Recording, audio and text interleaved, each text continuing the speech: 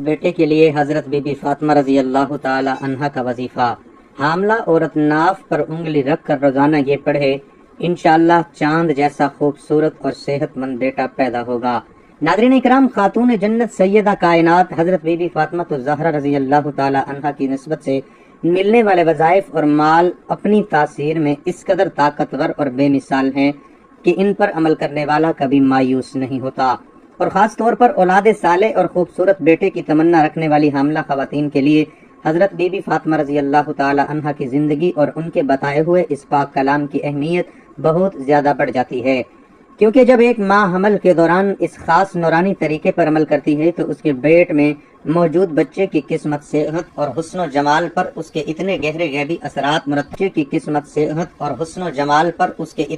गैबी असरात मुरतब होते हैं कि पैदा होने वाला बच्चा न सिर्फ चांद की तरह बेहद खूबसूरत और पुरकशिश होता है, बल्कि जिस्मानी और जहनी तौर पर भी इंतहाई तंदुरुस्त, साले और वालिदैन का फर्माबरदार बनता है। और इस अमल की सबसे बड़ी हैसियत और अहम तरीन राज ये है कि हामला औरत को रोजाना अपने पेट की नाफ पर उंगली रखकर एक मखसूस पाक कलाम का विर्द करना होता है, जिसकी रूहानी और साइंसी हकीकत जानकर इंसान की अकल दंग रह जाती है। क्योंकि नाफ इंसानी जिस्म का वो मरकजी नुक्ता और गैबी निजाम है जहाँ से माँ के पेट में मौजूद बच्चे को न सिर्फ 9 माह तक खुराक और खून की सप्लाई मिलती है, बल्कि यही वो रास्ता है जिसके जरिए माँ के जिस्म की तमाम तर तवानाई, एहसासात और रूहानी लहरें बराह रास्त बच्चे के दिल और दिमाग तक मुंतकिल होती हैं।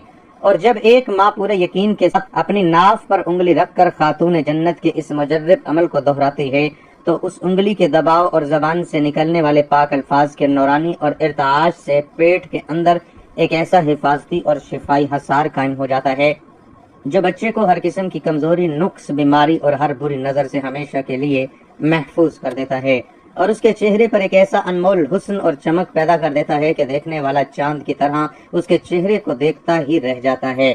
और तारीख गवाह है कि जिन खवातीन ने भी हमल के नाजुक महीनों में इस मुजर्रब तरीके को अपनी रोजमर्रा जिंदगी का हिस्सा बनाया तो अल्लाह रब्बुल इज्जत ने उनकी गोद को ऐसे खूबसूरत और तंदुरुस्त बेटे से हरा फरमाया जिसने आगे चलकर खानदान का नाम रोशन किया। तो इसलिए अगर आज की वीडियो और ये खास पैगाम आपके सामने आया है तो इसे मामूली इत्तफाक समझें, बल्कि ये अल्लाह की तरफ से आपके लिए एक गैबी इशारा है कि आप भी मायूसी को छोड़ें और इस 1400 साल पुराने मुस्तनिद और बाबरकत अमल को अपने 9 माह के सफर का मुस्तकिल साथी बना लें। चाहे हमल का कोई भी महीना चल रहा हो, आप आज ही से इस तरीके को अपना सकते हैं ताकि आपके घर का आंगन भी खुशियों से भर जाए और आपकी गोद में भी चांद जैसा प्यारा और साले बेटा खेले इंशाअल्लाह।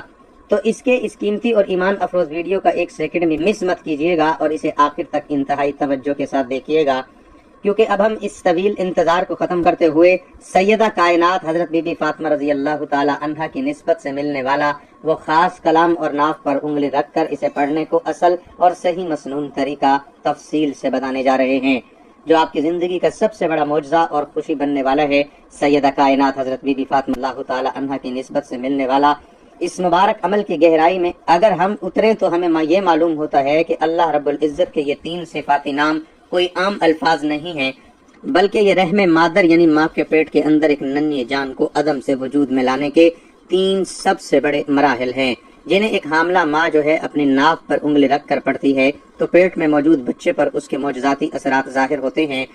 मोहतरम नाज़रीन, जिन शादीशुदा जोड़ों की औलाद नहीं होती उनका दर्द कोई इनसे पूछे कि वो किस एहसास के साथ जिंदा रहते हैं। एक एहसास महरूमी हर वक्त उनको खाए जाता है और उस पर मजीद ये कि लोगों की बातें भी सुनना पड़ती हैं।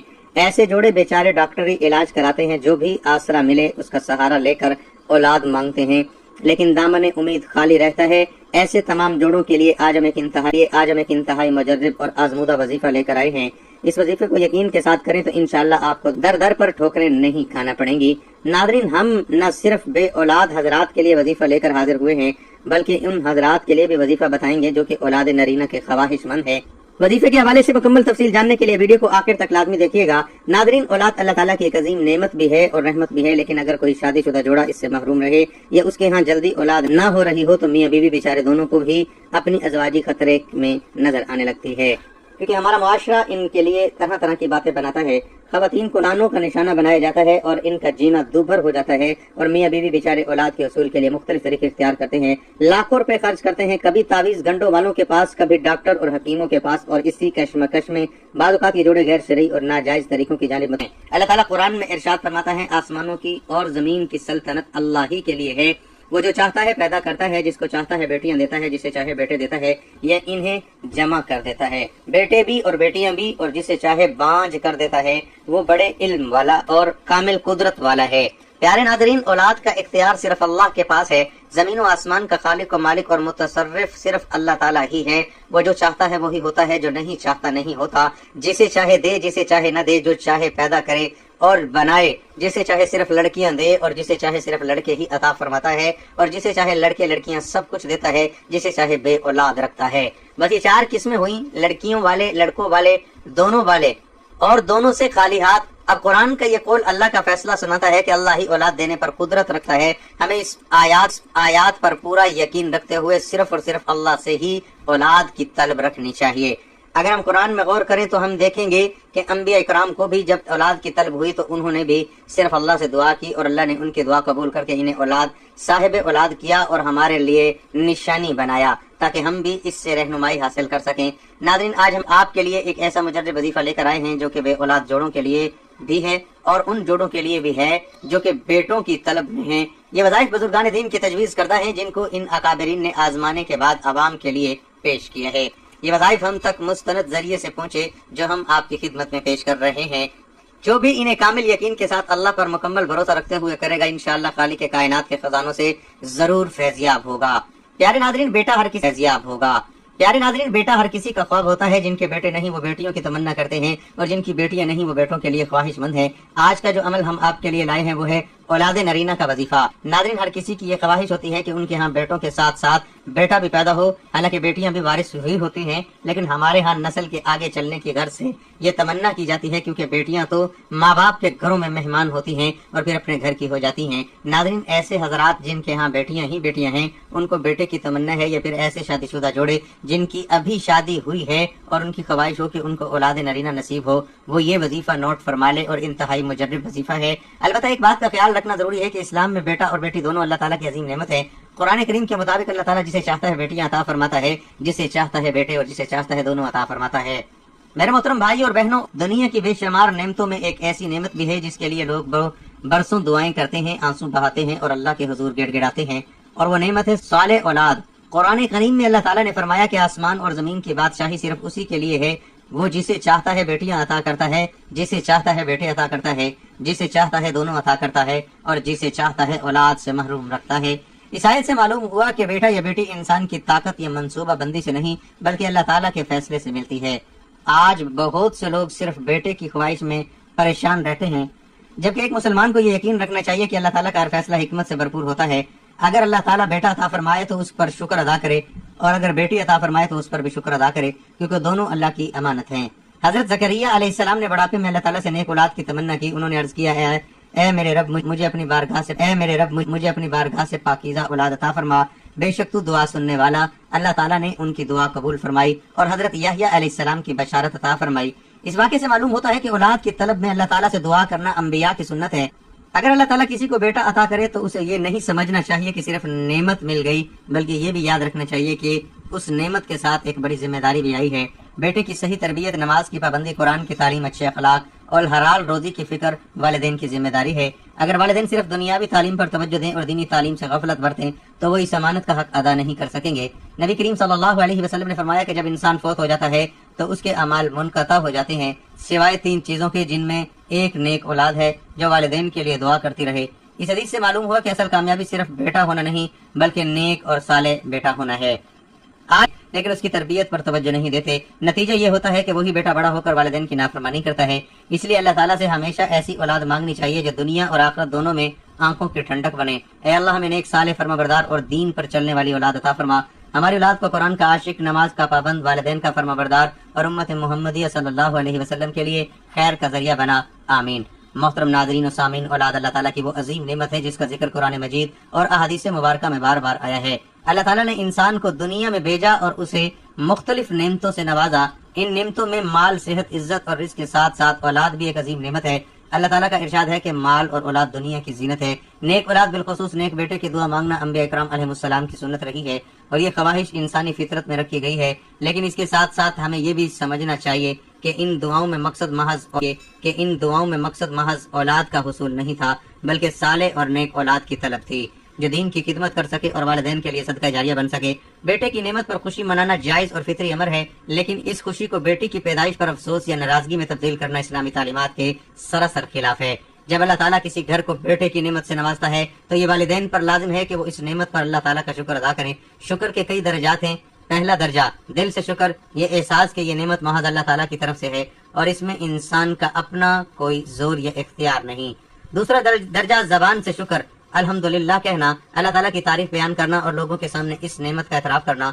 تیسرا درجہ عملی شکر، یہ سب سے اہم درجہ ہے. عملی شکر یہ ہے کہ بچے کی صحیح اسلامی تربیت کی جائے، ان کے حقوق ادا کیے جائیں، اسے دین کا علم سکھایا جائے اور اسے ایک اچھا انسان اور اچھا کی سنت کے مطابق بچے کی پیدائش پر چند اعمال مسنون ہے. بچے کے کان میں اذان اور اقامت کہنا، 7ویں دن عقیقہ کرنا، اس کا سر منڈوانا اور صدقہ کرنا اور اچھا نام رکھنا. ان تمام امور کا مقصد یہی ہے کہ نومولود کے آغاز زندگی کو اللہ تعالیٰ کی یاد اور برکت سے وابستہ کیا جائے. یہ بات ذہن نشین رہنی چاہیے کہ اولاد صرف نعمت ہی نہیں بلکہ ایک عظیم امانت اور آزمائش ہے. اللہ تعالیٰ نے قرآن مجید میں ارشاد فرمایا، انما اموالکم واولادکم فتنہ، یعنی تمہارے مال اور تمہاری اولاد آزمائش ہے. یہ آزمائش کئی صورتوں میں ہو سکتی ہے. کبھی اولاد کی محبت میں انسان اللہ تعالیٰ کے احکام سے غافل ہو جاتا ہے، کبھی اولاد کی خاطر حلال و حرام کی تمیز بھول جاتا ہے اور کبھی اولاد کی تربیت میں کوتاہی کر کے انہیں دین سے دور کر دیتا ہے. لہذا والدین کو چاہیے کہ اولاد کی محبت میں اعتدال رکھیں اور اسے اللہ تعالیٰ کی محبت پر مقدم نہ کریں.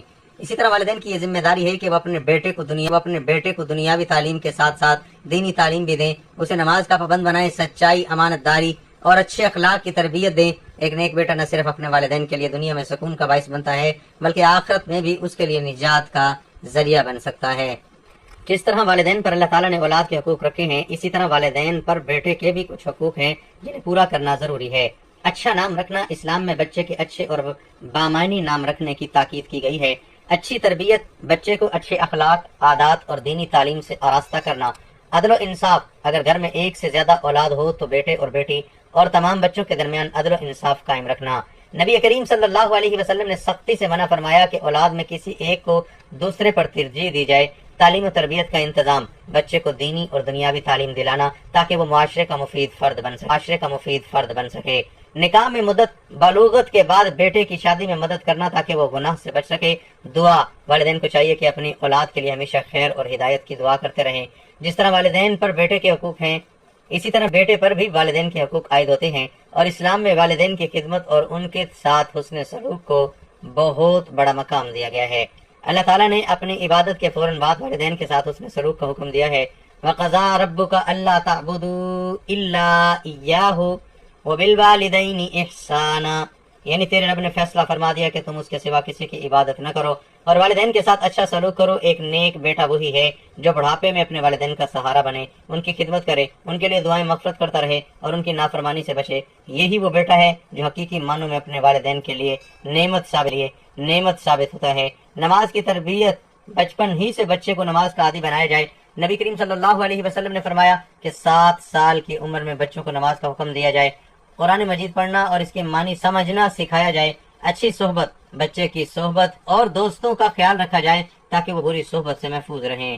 سچائی اور امانت، بچے کو سچ بولنے اور امانت داری کی عادت ڈالی جائے. بچے سب سے زیادہ اپنے والدین سے عمل سے سیکھتے ہیں اور اس لیے والدین کو خود بھی نیک اور دیندار زندگی گزارنی چاہیے. پیار اور شفقت، تربیت میں سختی کے ساتھ ساتھ محبت اور شفقت کا پہلو بھی ضروری ہے تاکہ بچہ خود اعتمادی کے ساتھ پروان چڑھے.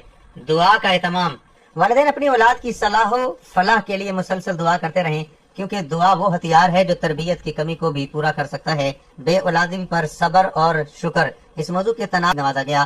انہیں مایوس نہیں ہونا چاہیے جیسا کہ پہلے ذکر ہوا.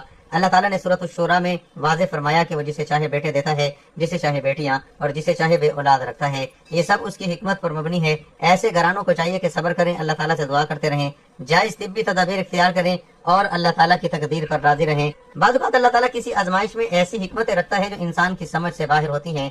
محترم سامعین، ہم نے آج کی اس نشست میں سمجھا کہ بیٹے کی نعمت اللہ تعالیٰ کی طرف سے ایک عظیم انعام ہے جس کا ذکر انبیاء کرام علیہ السلام کی دعاؤں اور احادیث مبارک میں بار بار آیا ہے۔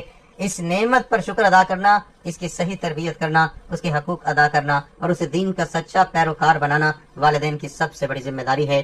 ساتھ ہی ساتھ یہ بھی یاد رکھنا چاہیے کہ اولاد ایک امانت اور آزمائش بھی ہے، اور بیٹے کی خوشی میں بیٹے کی نعمت کو کبھی کمتر نہیں سمجھنا چاہیے۔ ایک نیک بیٹا اپنے والدین کے لیے دنیا میں راحت اور آخرت میں صدقہ جاریہ بن سکتا ہے، بشرطیہ اس کی تربیت صحیح خطوط پر کی جائے۔ ناظرین، اب ہم آپ کو بتاتے ہیں کہ وہ کون سی 3 صفاتی نام ہیں جس کے پڑھنے سے انشاءاللہ چاند سا بیٹا پیدا ہوگا۔ اس کلام کا سب سے پہلے لفظ جو ہے وہ ہے یا خالق، جس کا لغوی اور باقاعدہ ترجمہ ہے اے پیدا کرنے والے، یعنی کائنات کی ہر چیز۔ اور جب ایک ماں اپنے حمل کے ابتدائی مہینوں میں اس نام کا ورد کرتی ہے تو وہ اس بات کا اعتراف کرتی ہے کہ اے میرے پروردگار اور میری گود میں بھرنے والا، اس بچے کے جسمانی ڈھانچے کو بنانے والا صرف تو ہی ہے، اور اسلام کی برکت سے اللہ تعالیٰ پیٹ میں موجود بیٹے کے جسم کے تمام اعضاء جیسے دل، دماغ، ہاتھ اور پاؤں کو بالکل درست، مکمل اور متناسب بناتا ہے، جس سے بچے میں کسی بھی قسم کا پیدائشی نقص پیدا نہیں ہوتا۔ جبکہ اس کلام کا دوسرا لفظ ہے یا باری، جس کا گہرا ترجمہ ہے مٹی اور مادے سے جان ڈالنے والے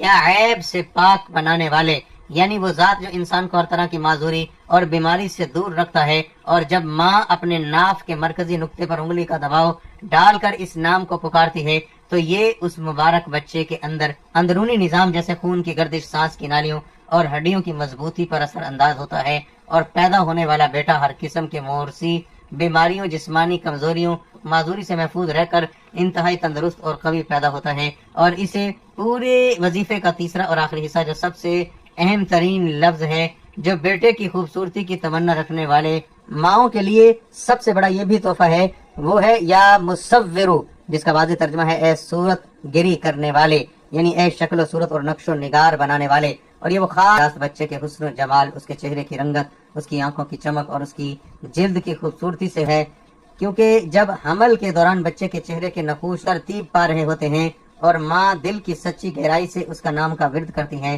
تو اللہ تبارک و تعالیٰ اپنے خاص فضل و کرم سے اس بیٹے کے چہرے پر ایسا انمول نور اور کشش پیدا کر دیتا ہے کہ وہ بچہ چاند کی طرح خوبصورت اور چمکدار رنگ کا مالک بنتا ہے۔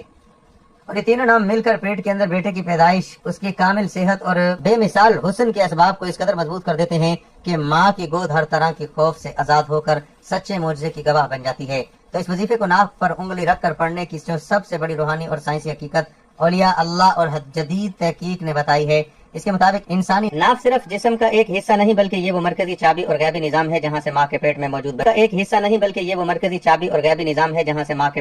بچے کو 9 ماہ تک زندگی کی ہر بنیادی ضرورت سپلائی کی جاتی ہے، کیونکہ بچہ اپنی ماں سے اسی ناف کے ذریعے جڑا ہوتا ہے، اور ماں کی ہر سوچ، اس کے جذبات اور اس کی زبان سے نکلنے والے الفاظ کے نورانی ارتشاد براہ راست ناف کے راستے بچے کے دل اور دماغ تک منتقل ہوتے ہیں۔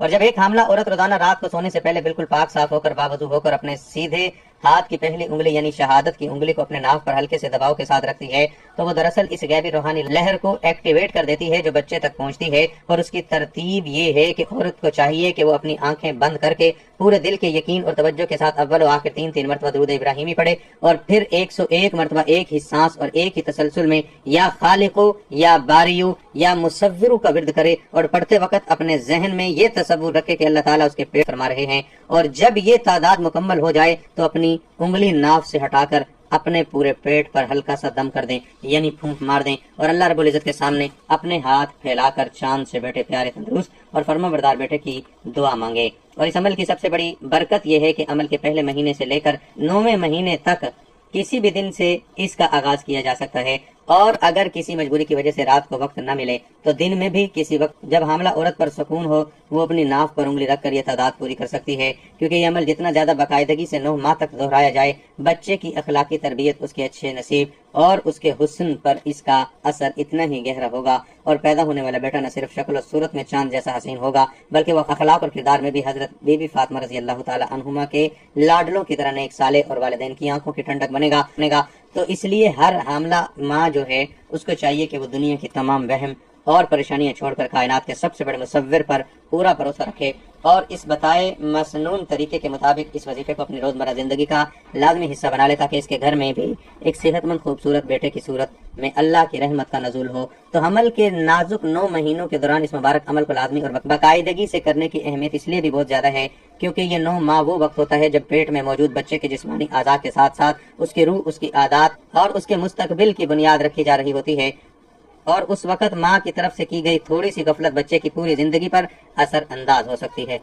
تو اس لیے خوددارہ اس قیمتی وقت کو فضول سوچوں اور وہم میں ضائع کرنے کے بجائے اس نورانی وظیفے کو اپنے اوپر لازمی کر لیں۔ پیدا ہونے والا بیٹا نہ صرف ظاہری حسن و جمال میں چاند جیسا ہو بلکہ باطنی طور پر بھی ایک بہترین انسان بنے۔ اور اگر اس کی یہ معلوماتی اور ایمان افروز ویڈیو آپ کے دل کو چھو گئی اور آپ کو اس سے کچھ سیکھنے کو ملا ہے تو اس ویڈیو کو بھی لائک کر دیجئے، اپنے دوستوں رشتہ داروں خاص طور پر پریشان حال حاملہ بہنوں کے ساتھ صدقہ جاریہ سمجھ کر زیادہ سے زیادہ شیئر کیجئے، تاکہ آپ کی وجہ سے کسی دوسرے ماں کی گود بھی ہری ہو سکے اور وہ بھی اس پاک کلام کو پڑھنے والی بن جائے۔ اور دین و دنیا کی ایسی سچی مستند اور بہترین ویڈیو ہمیشہ سب سے پہلے دیکھنے کے لیے ہمارے چینل کو سبسکرائب کر لیجئے اور ساتھ موجود گھنٹی کے بٹن کو لازمی دبا دیں، تاکہ ہماری ہر نئی آنے والی ویڈیو کا نوٹیفیکیشن آپ کو بر وقت ملتا رہے۔ اللہ تعالیٰ سے دعا ہے کہ وہ ہم سب کو نیک اور صالح اولاد سے نوازے، ہماری اولاد کو دین کا خادم بنائے اور انہیں ہمارے لیے آنکھوں کی ٹھنڈک بنائے۔ اللہ تعالیٰ تمام بے اولادوں کو صالح اولاد عطا فرمائے، تمام حاملہ خواتین کا عمل خیر و عافیت سے مکمل فرما کر ان کی گود کو چاند جیسا آمین۔